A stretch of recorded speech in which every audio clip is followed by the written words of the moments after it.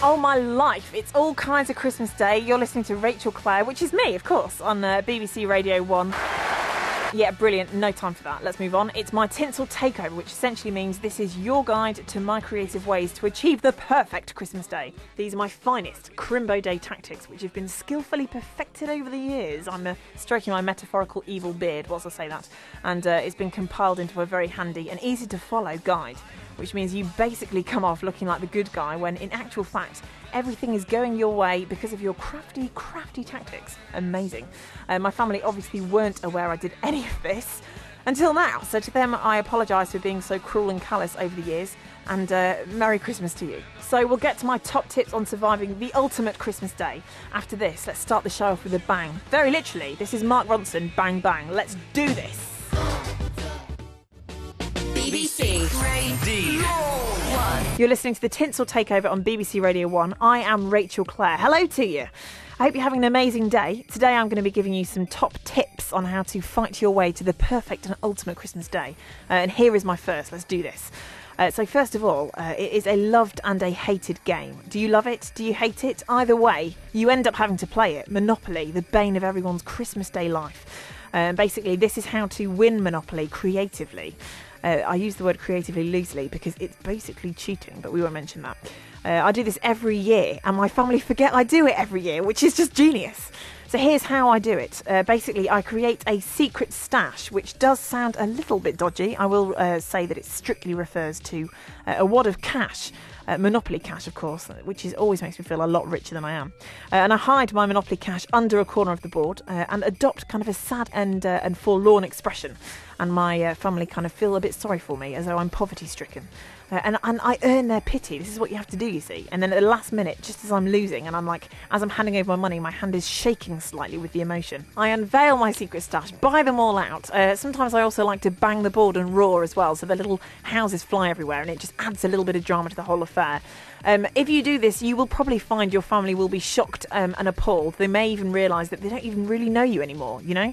They may want to even disown you. I've had that before in the past, but do you know what the important thing is? You have loads of those little plastic hotels. It's brilliant. So there you go. Go win Monopoly, go forth and be an entrepreneurial housing maniac. So tip 1 is done. Let's move on to tip 2 very swiftly, something which I think you all must be able to relate to. This, my friends, is how to craftily get out of clearing up after Christmas dinner without anyone catching on to what you're doing. Again, my family now publicly know that I do this, so I'm probably going to be submitted to years of clearing up after Christmas as punishment, but it's all worth it for the Tinsel Takeover on BBC Radio 1. Here's how I've done it to date, and I'm going to share it with you. Every year, as we are finishing dessert, I handily whip out, very subtly indeed, a bottle of nail varnish. I start painting my nails, and you have to use loads of varnish, by the way, loads of polish. Be generous. Slap it on. Paint my nails with the nail varnish, and then as everyone gets up to clear away, you do the whole, it has to be very feigned, quite dramatic and sincere. You know, you have to put your acting skills to good use here and be like, oh no, oh, I can't help, oh, my nails are wet, I can't touch anything. Maybe do the whole, like, holding out your hands with your splayed fingers and your wet nails and things to demonstrate what kind of a position you are in. You can't, look genuinely upset. You can't help clear up the dinner. Gutted. There you go, done and dusted. You can just sit down and sort of, blow on your nails and pretend to dry them out whilst your whole family running around like headless chickens clearing up dinner. But obviously I do have to acknowledge the fact that this is very gender specific indeed. I think if you're male and you whip out nail varnish on Christmas Day, questions will be asked. So I have come up with a male alternative. As dinner draws to a close, guys, calmly announce you're going to give up your spare time to help your son or your little brother or your nephew or your neighbour's son's godchild or whatever to set up his present, which just happens to be a games console, so that he can have fun for the rest of the day on Christmas, enjoying his new present. And then just, and everyone will be like, oh, that's very nice of you. No, honestly, guys, it's no problem. Do the whole, pat your chest where your heart is a little bit, get a bit emotional. And you'll be seen as the hero whilst you're basically sat probably playing COD all day and not actually letting little Jimmy play with his games console at all. We're going to have an amazing Christmas song now. I love this song. I love it because it starts off with festive trumpets, which we all love in a Christmas song. Kind of fools you to believe it's going to be like an old school classic Christmas hymn. And then it gets a little bit more banging. It is the Wombats' Is This Christmas. Can you hear the sleigh bells? Christmas! the almighty wombats, and is this Christmas? Hey, I'll tell you this for free. It is. It's Christmas Day. You're listening to BBC Radio 1 with me, Rachel Clare. It is the Tinsel Takeover.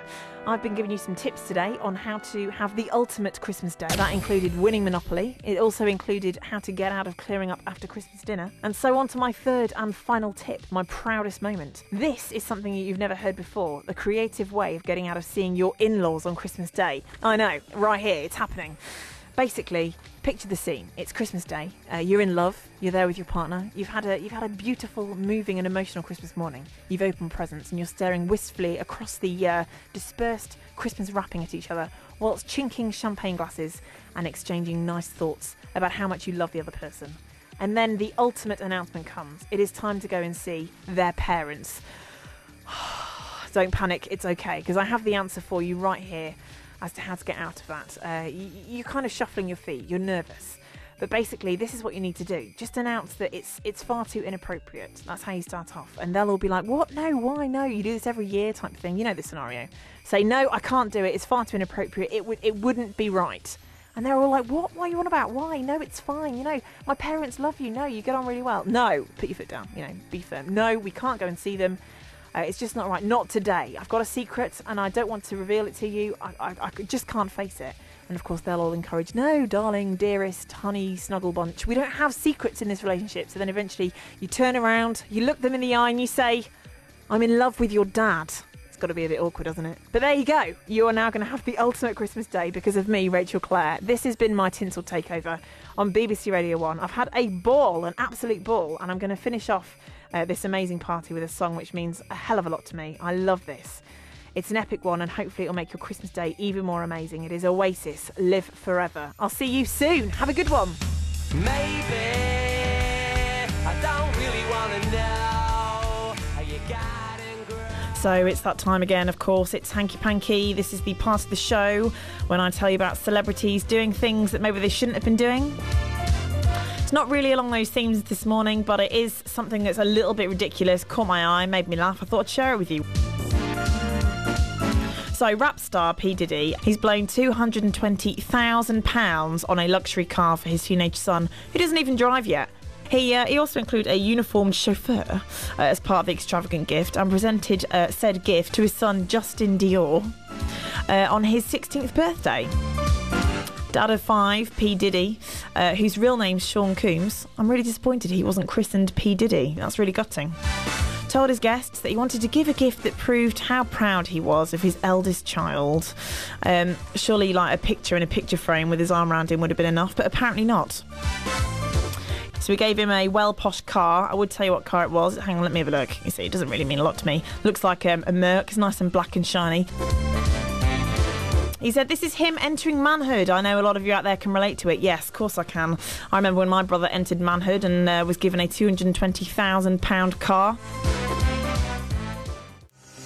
As part of my new feature, Just Another Day at the Office, my first challenge was to see if I could be an animal looker-after-a, cleaner-outer-a person.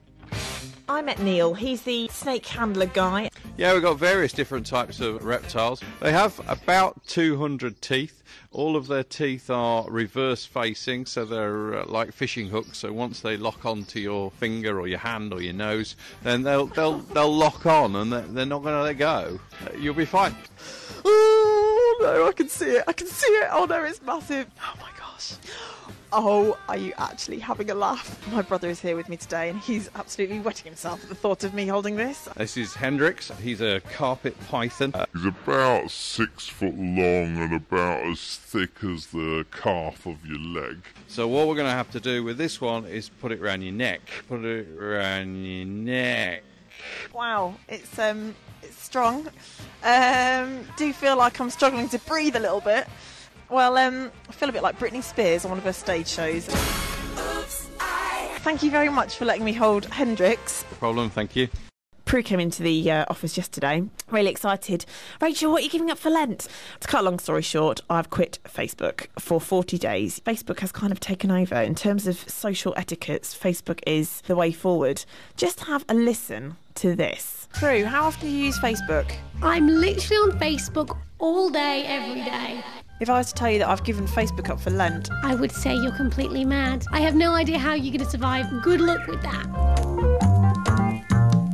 I think you'd be bored when you're sitting there and you've got nothing to do. Sit on Facebook and stalk people, stalk people, stalk people, stalk people.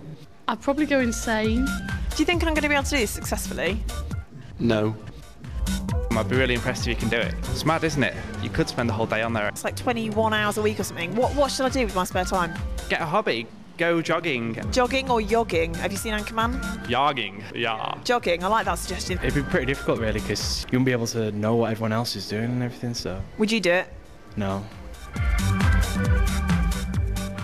Fantastic. So there they are, filling me with confidence. I have snuck backstage. Lucky old me. I'm sat here with the legend that is, funny man and all-round general entertainer, Brian Connolly. Good evening, Rachel. I love Lincoln. I love this theatre. I want to live here. Come and live here. You can, tell you what, lodge a room off me, Brian, you know? Really? Absolutely. Do you know, I think my wife might kick up about it. She can come too. Just have a big party. Yeah, a big And the family kids? party. Kids can come too. I'm great the with kids, you know. dogs? Oh no. Oh, Yeah, no. you see, I've put it off now. Fantastic. So let's talk about your tour. Kicked it off here at Lincoln. know. We're very honoured, Brian. Well, I thought it was important, you know, to go somewhere where we felt safe. I've been here before. And you've been in Hairspray. You took over from Michael Ball, and of course, associated with that role, John Travolta. Oh, yeah. Many legends. Apparently, you got the best reviews. Let's just put it that way. No, it's a great show. Wonderful. If you're a young teenager, it's probably the best show you'll ever see in your life. That's quite a claim. Oh, it is, but it is, you know. And so your tour that you're doing at the moment, first night tonight, in Yes. mid-September, you're going to Skeg Vegas. I know. Yeah. If someone in Lincoln's listening and they're thinking, fancy a bit of Brian Connolly, you know, in the strictest sense, what can they expect from your show? I think as much fun as you can have with your clothes on. But no, it's just a lot of fun and a good old-fashioned variety show, you know. Bit of an unorthodox question, but you can't deny the fans what they want to know. Daryl Ross would like to know, would you rather have fish fingers or Velcro for hair? Hey, I think I'd like fish fingers because then if you're really hungry, you could have one, but then they would smell. Impractical. Yeah. Brian, it's been an absolute pleasure talking to you. I feel like I know you, you know. Well, we are sitting here naked. Well, absolutely. You know, we've crossed some boundaries, but it doesn't matter. That's what I do to all my guests. Should we go now and put our clothes back on? I think we should, definitely. Thank you for talking to me. Pleasure.